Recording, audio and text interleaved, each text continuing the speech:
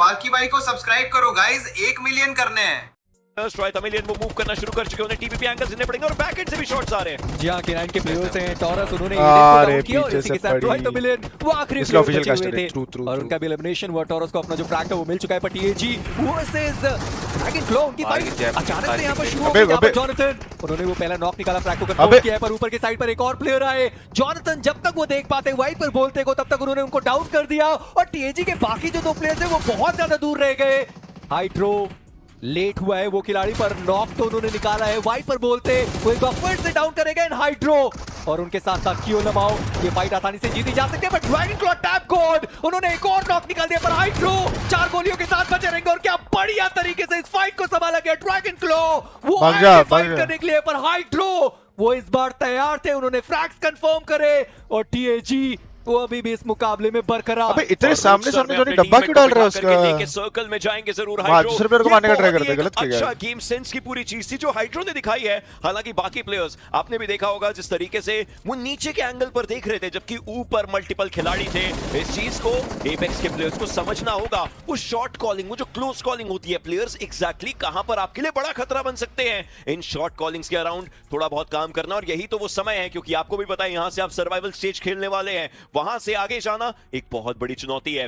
Potato हिल K9 के players वहां पर आप लोगों ने देखा चैट, पता है किस तरीके से इनफैक्ट जॉनी अगर खेलते हुए नजर आई गेस ट्राई करता ना कि ओबे क्यूएस अपनी यार ये dead set bro, let's go. एक अच्छी करवट लेकर के गया है क्वांटम स्पार्क्स के प्लेयर्स। अलेरिया नहीं पता है मेरे को समझा नहीं, मुंह पे डब्बा क्यों डाल रहा था वो? बट वर्सेटाइल इस टीम, अगर वो डब्बा नहीं डालने जाता और ट्राई करता तो शायद से सेकंड बंदा भी नॉक कर सकता था टीम एक लिए। और ऐसे ही वो पॉइंट्स हैं जो उन्हें धीरे-धीरे आगे लेकर के जा सकते हैं। यहां पर टीएजी के प्लेयर्स की आपने बात करी, थोड़े बहुत शॉट्स उनको आए जरूर हैं। जोन के अराउंड एक एज से दूसरे एज पर जा रहे हैं, आपको पता नहीं है कहां पर खतरा हो सकता है। ये वो व्हीकल है रोडस्टर जो बहुत जल्दी ब्लास्ट आउट हो जाता है, खेलना पड़ेगा। और कुछ भी बोल रहे हैं उसके ये गाड़ी से गिरे खिलाड़ी और एक एक करके रोडस्टर वो नया बहुत सारी मुश्किलें वहां पे आएंगी, लेकिन देयर आर 2 प्लेयर्स जो ये प्रूव कर रहे हैं कि आप कभी हार ना माने तो आप कितना कौन सा जितना भी कंटेंट है, पर्सनल कंटेंट स्काउट के ocean, I would love opinion. एक तरफ स्काउट है जो अभी के लिए एक एक्सपीरियंस्ड आईजीएल का रोल अदा कर रहे हैं, और जॉनथन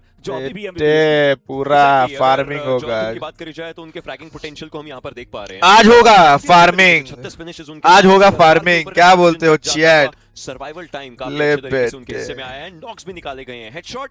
ऑलराइट, एक आधे का डिफरेंस है 6-7, बट जब बात करी जाए स्काउट की, देखिए वो आईजीएल का रोल जब वो लेकर के आ रहे हैं तो उन्हें पता है कि उन्हें अकेले को फ्रंट लाइन पे नहीं जाना है, उनकी टीम हर एक कॉल के ऊपर वो अपना काम करने के लिए तैयार है। तो ये जो कंपैरिजन है ये काफी अलग तरीके से इनफैक्ट देखने को मिलता है। And Scout with his IGLing skills वो ब्रेन के साथ खेल रहे हैं, he is already on the battleground playing a game of chess, और वो अच्छे तरीके से रिजल्ट्स दिखाना चाहेंगे। एंड ये ग्रुप इन दोनों की रिफ्लेक्शन अच्छे तरीके से दिखाएगा जब मैचेस आएंगे। And not a lot of difference in damage to be honest, and ये शायद इसलिए भी हो रहा है क्योंकि वो मिनी का इस्तेमाल काफी ज्यादा है। वो दोनों प्लेयर्स दूर जाने की कोशिश कर रहे हैं भाई। दूसरी तरफ अगर VXT की बात करें तो वो जोन के बाहर ही फंस गए। देखो बैंटर करना एक चीज है, बट ये जो मुकाबला है ना, जो BGMI के मैचेस हैं वो 4v4 के नहीं होते हैं, वो 4v60 होते हैं। एंड वहां पे शायद एक गलती VXT की तरफ से। आपको एक लंबी रेस के अंदर दौड़ना है जहां पर आप इमीडिएटली चीजें नहीं देख सकते, आगे का भी सब चीजें देखनी पड़ती है। लेकिन यहां पर क्वांटम स्पार्क्स के प्लेयर्स, जॉनथन नॉक फिनिश, बाकी प्लेयर्स बिल्कुल सामने, कियो लमाओ अगला शिकार बनेंगे, उन्हें भी टेक डाउन किया जाएगा। बट ये फाइट हुई है K9 के साथ, अच्छे भले बड़े नाम एक दूसरे के आसपास, K9 के प्लेयर्स भी आ चुके हैं।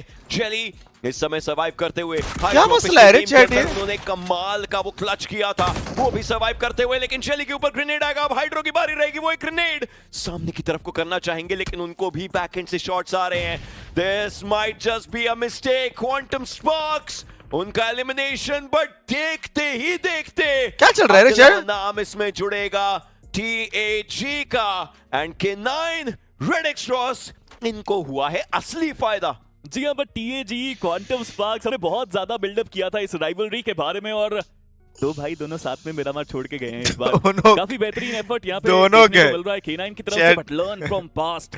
देखो दोनों भाई दोनों तबाही लेकर के तेजी के साथ सर्कल के अंदर जाने की कोशिश करते हुए साइफर तो पहुंच चुके हैं, और बाकी के जो प्लेयर्स हैं वो भी जल्द ही उस एज के पास आते हुए नजर आने वाले हैं। मैक्सियोसो जो आखिरी प्लेयर बचे हुए थे ट्रॉय तमिलियन के, वो भी जोन के एजेस तक पहुंचे, पर राइट नेशन लगता तो है कि VXT के साथ फाइट लेने के लिए जाने वाले हैं। आधी थोड़ी स्काउटिंग करी गई और मैक्सियोसो की मैं बात कर ही रहा था, उनका एलिमिनेशन हुआ और ट्रॉय तमिलियन इस मैच में भी कुछ खास नहीं कर पाए, 5 फिनिशेस मिले टोटल 6 पॉइंट्स के साथ।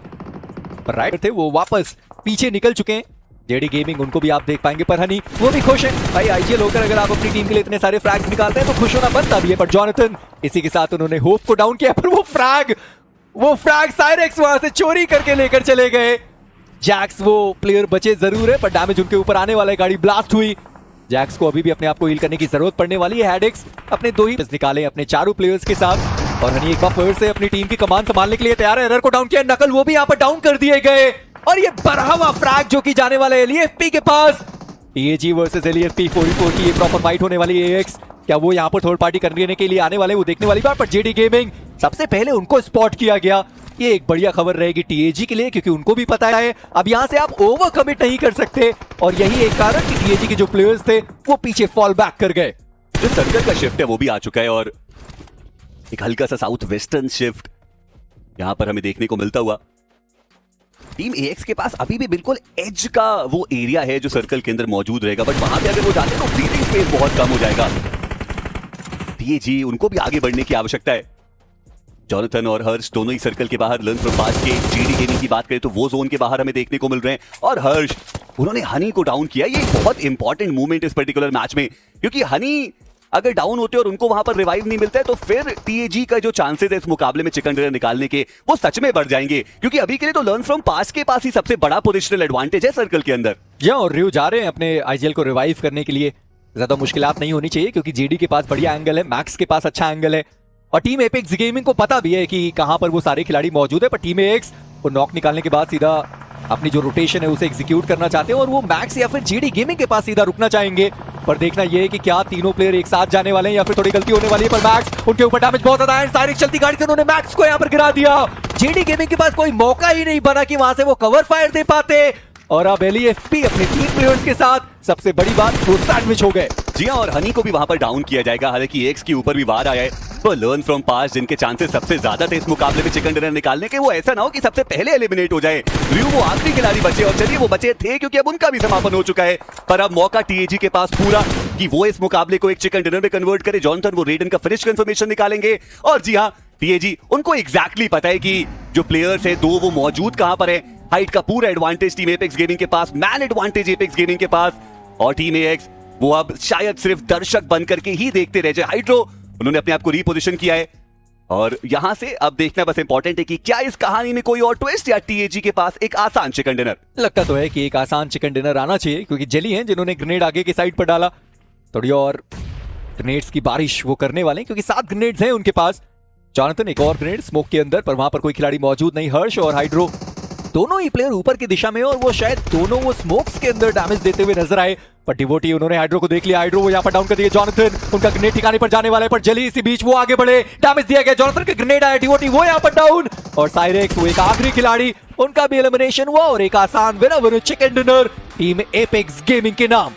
जिस तरीके से दिन की शुरुआत हुई थी, ये सवालिया निशान बन सकते थे कि क्या ये एक अच्छा अंत कर पाएंगे। बहुत सारी टीम्स कमबैक करना चाहती थी, लेकिन फाइनली टीएजी को वो मौका मिला जहां पर उन्होंने कमबैक किया जरूर है, और अपने हिस्से में फिनिश पॉइंट्स लेकर के गए हैं, वो चिकन डिनर के पॉइंट्स लेकर के गए हैं। अगर आप भी मेरे जैसे जॉनथन के फैन हो और जॉनी की टीम की हाइलाइट्स देखना चाहते हो तो चैनल को जरूर सब्सक्राइब करो, और नोटिफिकेशन बेल आइकॉन भी दबाओ ताकि एपेक्स गेमिंग की कोई भी जबरदस्त हाइलाइट्स आपसे मिस ना हो।